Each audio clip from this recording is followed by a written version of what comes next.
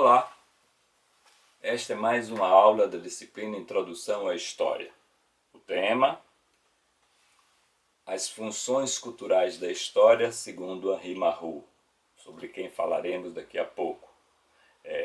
O objetivo desta aula os objetivos são dois, que ao final dela, você, aluno, seja capaz de identificar e caracterizar os usos, as funções culturais da história apresentadas por este autor, Henri Marrou. Nós vimos na aula passada alguns usos da historiografia na arena política, nas relações de conflito entre as pessoas, os grupos, as instituições, os países. Todavia, este uso político, apresentado pela autora da aula anterior, tratada na aula anterior, Margaret Macmillan, será que esgota as utilidades da disciplina? Haverá outros usos ou serventias para a historiografia? Para ampliar o debate ampliar o leque das visões sobre o assunto, convidamos outra autoridade internacional, o historiador francês Henri Marrou. Diferente de Margaret Macmillan, Marrou foca, como eu já disse, nas funções culturais e existenciais exercidas pela historiografia. Em outros termos, o autor toma a historiografia como um fator de enriquecimento cultural e individual. Setores como as artes plásticas, a filosofia, se enriquecem, segundo ele, por meio do saber historiográfico. Marrou mostra também que a historiografia pode ser útil no plano pessoal, no plano individual.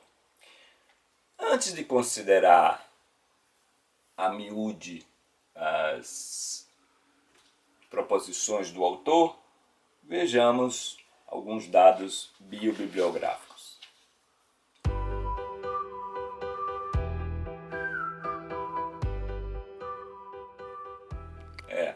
Quem foi o autor Henri Marrou? Henri Marrou foi um historiador, filósofo e musicólogo francês, especialista em antiguidade tardia, particularmente em Santo Agostinho. Ele nasceu em 1904 e faleceu em 1967 na França. Estudou na famosa Escola Normal Superior de Paris, estudou na Escola de Roma, doutorou-se pela Sorbonne. No campo político, ele atuou na Resistência Francesa, teve também uma atuação no Sindicato dos Professores Franceses e militou contra a tortura na Guerra da Argélia, em 54 e 62. Foi professor em algumas instituições. Foi professor no Egito, na Universidade do Cairo, foi professor na Universidade de Nancy e foi professor também na instituição onde ele obteve o título de doutor, a Sorbonne. Foi membro da Academia de Inscrições e Belas Letras da França. Foi um humanista, partidário da historiografia hermenêutica, da historiografia compreensiva. Publicou cerca de 10 livros no campo da historiografia, da documentação, da filosofia e da teologia. Também foi editor de textos da antiguidade. As obras dele, uma lista breve, ele não publicou muito, não foi um autor prolífero. Ele escreveu e publicou Fundamentos da Cultura Cristã, em 1934, Santo Agostinho e o Fim da Cultura Antiga, em 1938, O Livro das Canções, que é uma coletânea de canções populares. Ele era um homem que se interessava pela alta e pela a cultura popular também. História da Educação na Antiguidade, de 48, do Conhecimento Histórico, de 54, livro do qual foi retirado o texto que subsidia, que embasa a aula de hoje, do Conhecimento Histórico, 1954. Santo Agostinho e o Agustianismo, de 55, Os Trovadores, voltando à música, em 1961, Nova História da Igreja, católico, Os primeiros tomos da Nova História da Igreja, publicada, é uma obra coletiva, né? Ele foi um dos autores dos primeiros volumes relativos à Antiguidade. Né? Em 68 ele publica uma Teologia da História e no ano da sua morte é publicado Decadência Romana ou Antiguidade Tardia. Esse seria o conjunto da obra do Henri Marrou, autor que vamos focalizar hoje. Lastimavelmente, grande parcela dela não foi traduzida para a língua de Camões, para a língua portuguesa.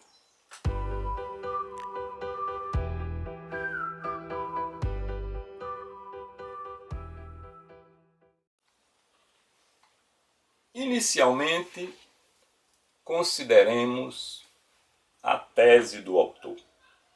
Vamos colocá-la sem problemas, claramente. A tese do autor é que a história é útil de muitos modos variados e em vários setores. Uma palavra, ele acredita que a história é plurifuncional, quer dizer, tem muitas funções ou serventias. A disciplina, a historiografia, se encaixa no leque das humanidades, os saberes sobre o humano. Marrou atribui à historiografia, sobretudo, como veremos, funções que podemos classificá-las de culturais e existenciais. Ele atribui à historiografia utilidades, portanto, tanto no plano do enriquecimento individual como do enriquecimento coletivo.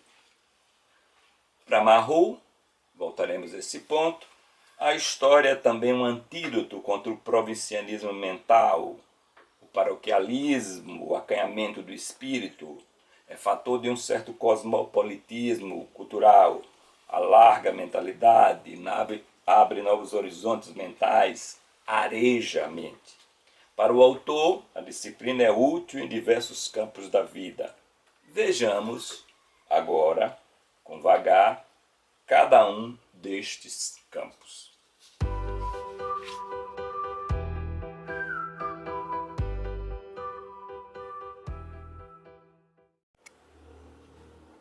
Em primeiro lugar, Marrou considera, depois de apresentar a tese de que a história tem muitos usos culturais, muitas utilidades no plano da cultura, ele vai considerar como a historiografia é útil à literatura.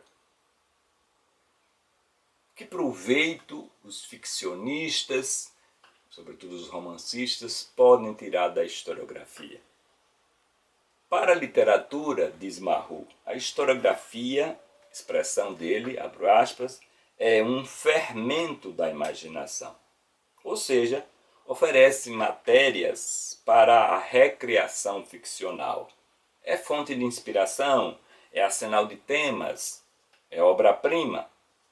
Os fatos ou os episódios narrados pela historiografia são aproveitados ou recriados ou transcriados pelos literatos. E aqui vamos elencar um conjunto de exemplos. Introduzir exemplos mais próximos da nossa realidade cultural e desconsiderei a maior parte dos exemplos citados por Henri Marrou, porque pertencem a um outro universo, um universo mais distante de nós. Um exemplo famoso deste uso da historiografia, quer dizer, do conhecimento do passado, dos fatos e episódios do passado, para fazer romance é Guerra e Paz, do Tolstói.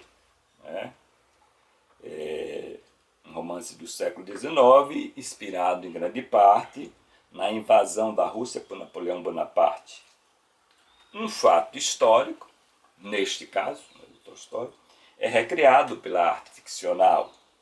Guerra e Paz, romance volumoso, contém personagens reais, mas o autor transporta para o romance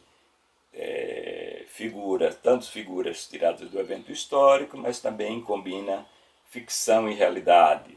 ou seja, imaginação e documentação.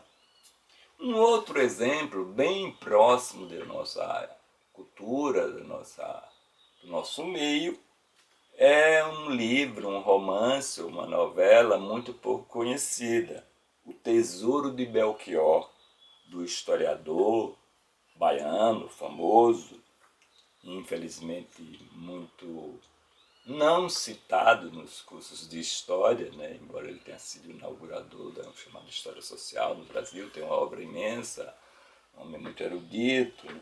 O Pedro Calmon. Publicado em 29. Né? E o que é esse Tesouro de Belchior? O Belchior aludido no título é Belchior Dias Moreira. Né? A novela tematiza um fato da história de Sergipe. Um fato, um episódio, um evento da história de Sergipe, que é a busca de metais preciosos na Serra de Itabaiana no século XVII. Vale dizer que Pedro Calmon, como eu já disse, era historiador e também ficcionista. Então ele pega esse episódio, achou suficientemente rico nessa saga obstinada desse sujeito obcecado. Pensa que ele chega aí a Portugal para falar com o rei, para pedir permissão. Valeria a pena os nossos órgãos de cultura republicar, né, um livro com um tema tão caro ao passado colonial do Sergipe. Então, Guerra e Paz, Leon Tolstói,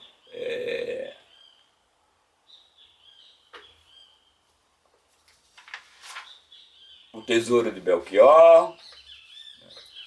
Um outro exemplo, lembrando que no caso de Pedro Calmon ele combinava as duas coisas, né?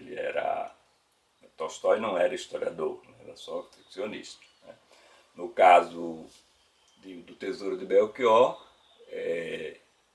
o historiador e o ficcionista habitavam a mesma pessoa, era a mesma pessoa. É também um caso famoso português, a obra romanesca de Alexandre Herculano de Carvalho e Araújo, literariamente conhecido como Alexandre Herculano, um representante importante do romantismo em Portugal e também importante como editor de documentos, chamado Monumentos para a História de Portugal. Ele foi, como já disse, ao mesmo tempo historiador e ficcionista, e escreveu, foi um especialista em história do medievo português. Foi também, como já disse, um grande escavador e editor de documentos. E ele publicou chamadas novelas históricas, como Eurico o Presbítero, ambientado naquele contexto de chegada dos muçulmanos à Península Ibérica, isso em 1844, O Monge de Cister, 48, e Lendas e Narrativas, de 51. Alexandre Herculano toma este ambiente que ele conhecia muito bem através dos documentos e ambienta suas ficções nesta época que ele conhecia tão bem, a Idade Média portuguesa. Um exemplo de tal procedimento, né, no uso do material histórico com a liberdade do ficcionista, né, porque acreditamos que há diferenças, portanto, entre o romancista e o historiador. A liberdade do romancista não seria igual no nosso ponto de vista, do meu ponto de vista. Um exemplo desse procedimento de usar material bruto, né, histórico, né, documento de época para ficcionalizar, é um famoso conto de Alexandre Herculano, vocês poderão encontrar na internet, A Dama do Pé de Cabra. O conto é uma ampliação de uma narrativa medieval do século XIV, tirado do livro das linhagens. Então ele pega aquele conto e amplia. Um documento de época, editado por ele, numa coleção de documentos,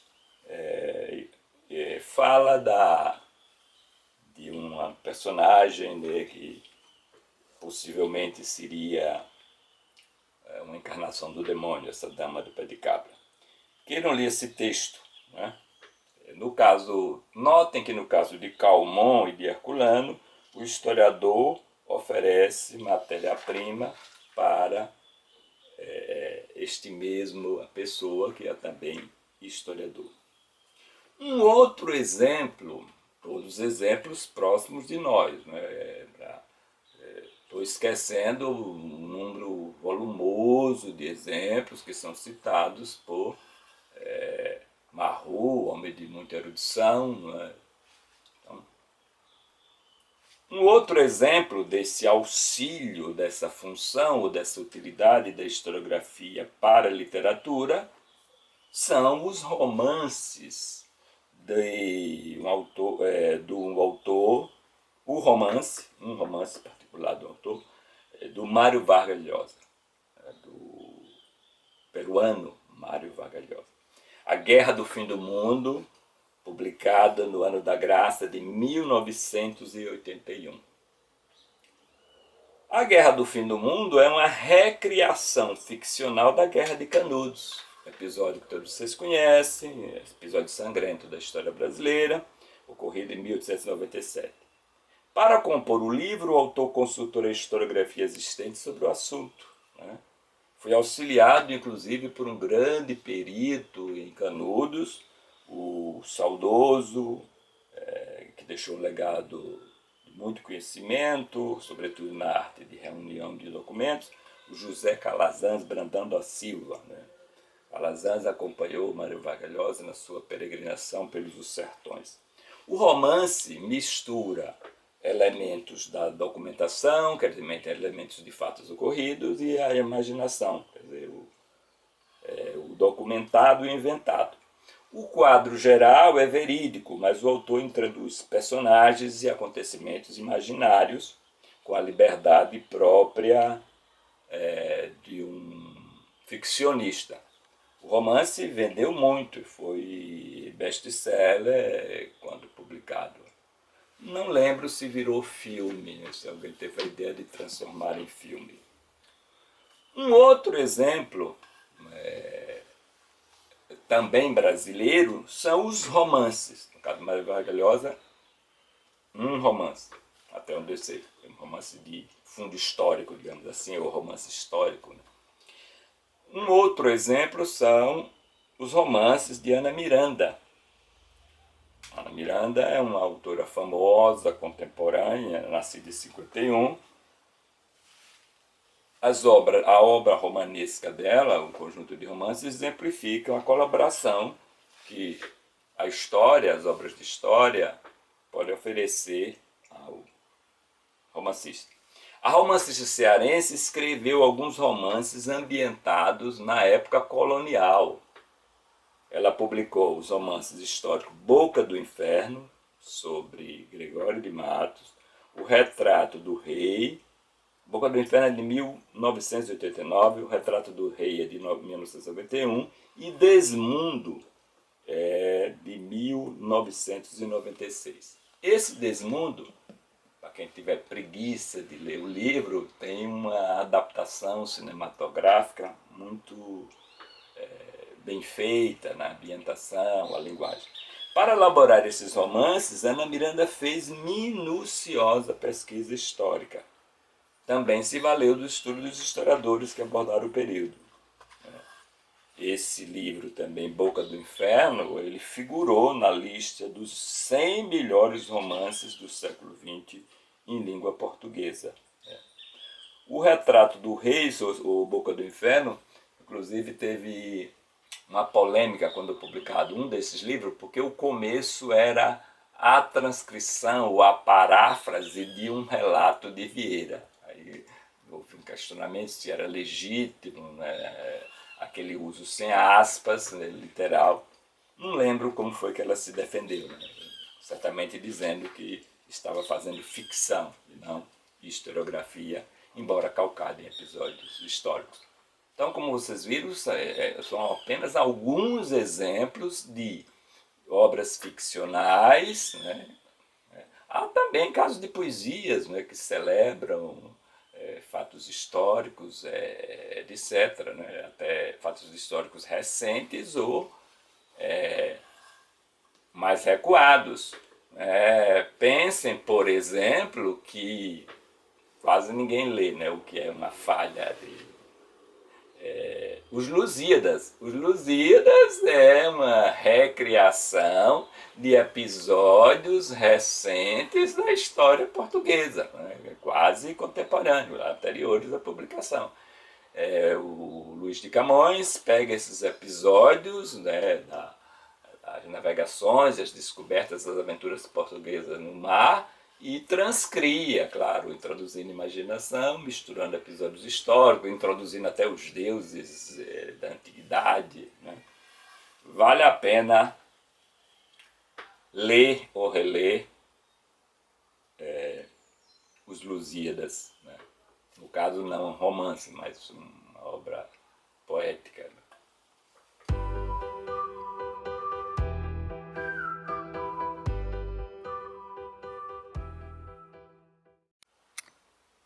Além de ser útil, como vimos um tanto exaustivamente,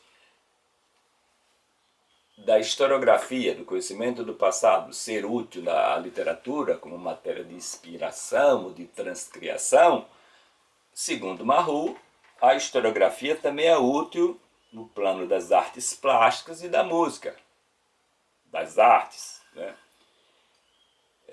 Também nesses setores a historiografia mostra a sua serventia, ele está respondendo, ao falar dessas diversas utilidades, daqueles que acusam da história não ter, da historiografia não ter nenhuma utilidade prática. Né?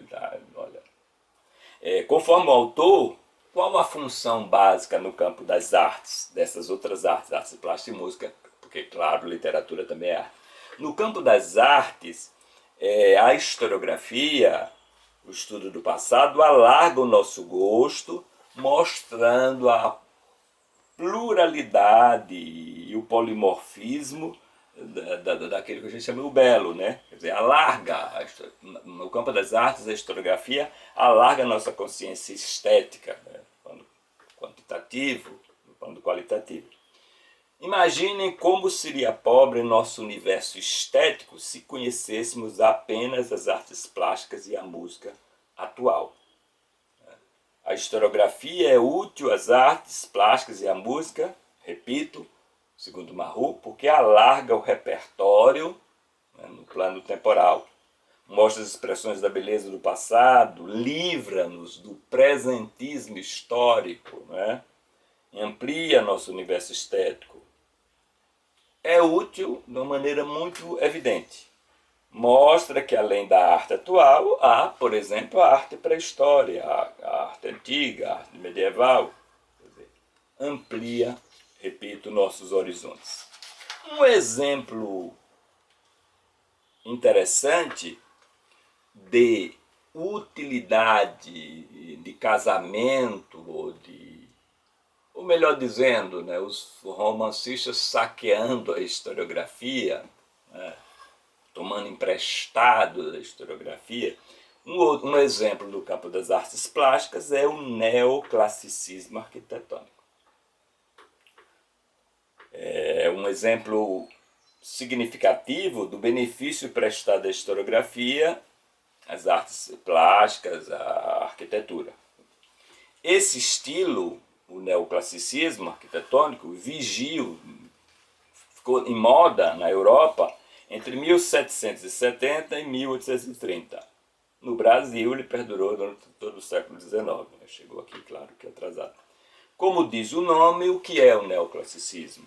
É um retorno, aspas, à antiguidade. A retomada de modelos greco-romanos, e esta retomada de modelos greco-romanos só foi possível graças ao trabalho de arqueólogos e historiadores, né? Os arqueólogos materialmente escavando e trazendo à tona. Por meio dessas ciências históricas, né, a historiografia e a arqueologia, a meu ver, uma forma de história. Bom, os arqueólogos não gostam digam isso não, que eles acham que é uma ciência específica. Para mim é estudo do passado, remoto, coisa. Bom, essas pesquisas de arqueólogos e historiadores nutriu, fazendo com que engenheiros e arquitetos pudessem recriar, com material agora novo e disponível, aspectos da arquitetura da antiguidade. Literalmente, o passado, neste caso do neoclassicismo, enriqueceu o presente. Uma observação en passant é que alguns prédios mais antigos de Aracaju, construídos no século XIX, têm traços, pelo menos traços dessa arquitetura que eu estou aludindo, a arquitetura neoclássica. No campo musical, né, temos um exemplo que merece ser considerado. É a descoberta da escola barroca mineira. Esse é um fato.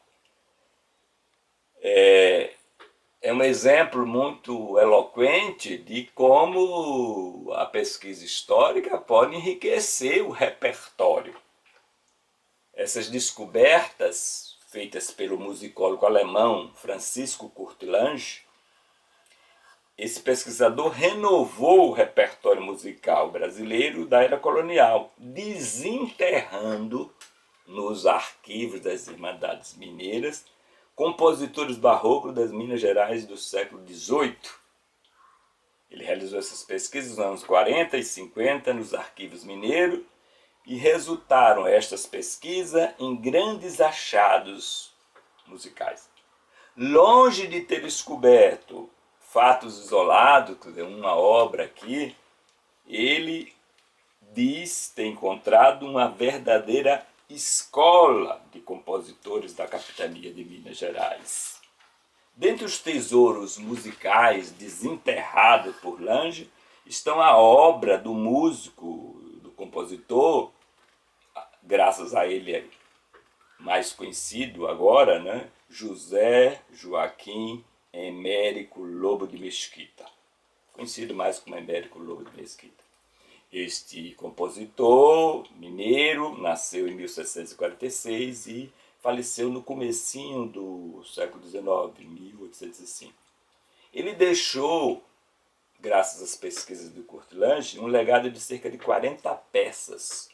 No rol se destaca a famosa antífona de Nossa Senhora, que poderemos ouvir depois. Além da antífona, o artista compôs uma missa grande, um tedel, um ofício dos defuntos, o Domenica Psalmorum. José Joaquim Emérico Lobo de Mesquita é classificado com Lange, que não pode ser acusado de exagero, até porque ele era alemão, né? Não tinha porque puxar o saco dos brasileiros. Ele eleva o Lobo de Mesquita à categoria de gênio. Este é um exemplo claro, muito evidente, de como o nosso repertório musical, o nosso conhecimento do legado musical do período colonial foi enriquecido com um conjunto de obras e um conjunto de compositores.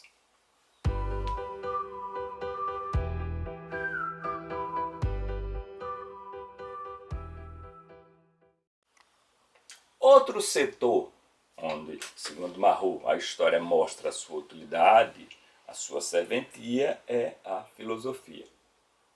E é interessante isto porque ele era também filósofo, né? Então não é alguém, né, um historiador que está falando daquilo que não entende, entendeu?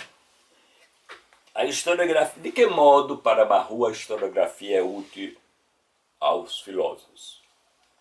Ele fala de alguns modos, Marrou. Dilata os horizontes mentais do historiador, faz tomar consciência da complexidade, mostra a pluralidade dos sistemas.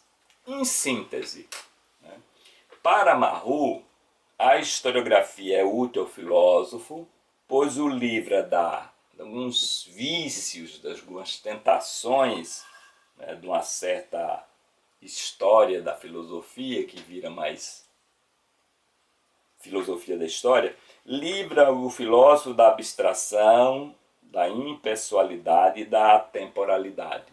Ou seja, a tendência do filósofo a apresentar ideias desencarnadas, sem carne e sangue. Assim, para Marrou, a historiografia humaniza a filosofia, evidenciando que por trás de uma ideia há um homem, um contexto ou uma época. O historiógrafo mostra ao filósofo que as ideias foram encarnadas por homens e não somente entidades abstratas, atemporais e impessoais. A historiografia, conforme Marrou, mostra ao filósofo que por trás de uma ideia há um homem e o seu contexto concreto.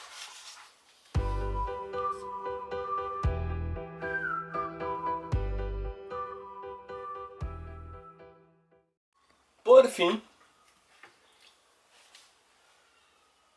Henri Marrou considera também o como a historiografia pode ser útil ou é útil aos indivíduos, porque aqui nós tratamos mais de repertório cultural, do coletivo, né? De que formas a historiografia pode ser educativa, né? Marrou aqui vai se filiar a uma longa tradição de uma certa compreensão da história como mestra da vida, não no sentido assim banal de copiar, mas no outro sentido de... E quais são as formas que a historiografia é útil ao indivíduo?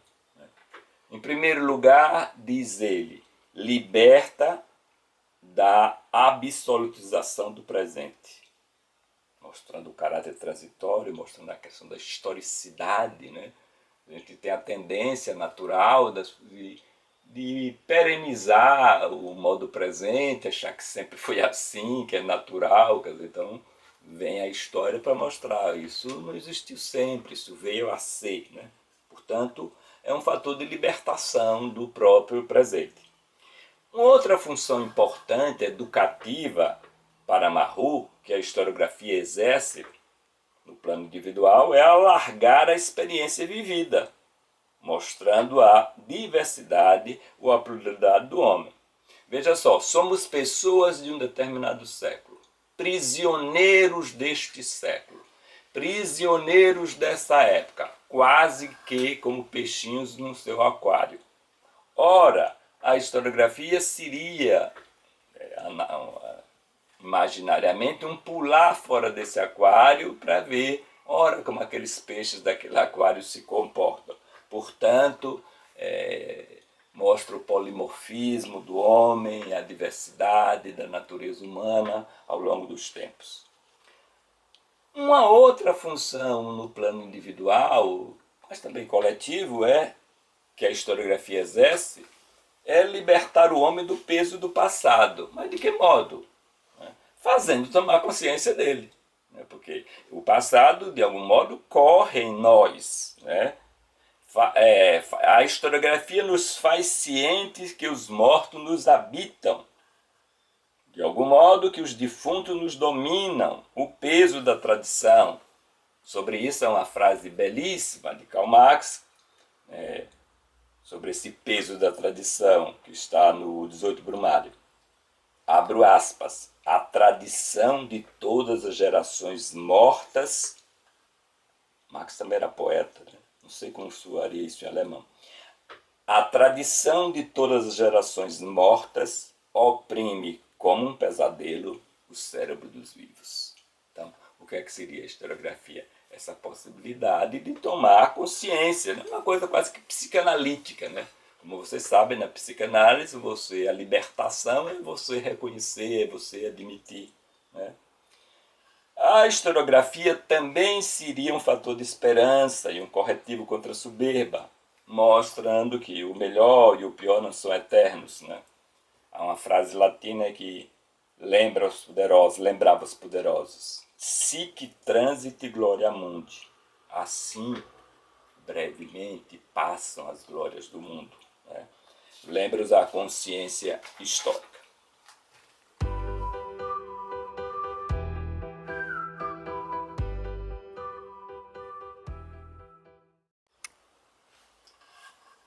Concluindo essa explanação sobre os usos da história, as utilidades da história segundo Marrou, Nós vimos, recapitulando, que a historiografia tanto é útil no plano cultural, no plano coletivo, quanto no plano individual. No plano cultural, relembrando, a historiografia é útil às artes, à filosofia, à literatura. Nesses setores, como acabamos de ver, a historiografia, o estudo do passado, fornece material para ampliação dos horizontes, quer dizer, enriquece, amplia, renova. E no plano pessoal, o individual, a historiografia é útil contra o remédio, como remédio contra um provincianismo mental, a absolutização do presente, o desespero ou a soberba. Estas são as funções culturais da historiografia, segundo Henri Marot. Até lá, até a próxima aula.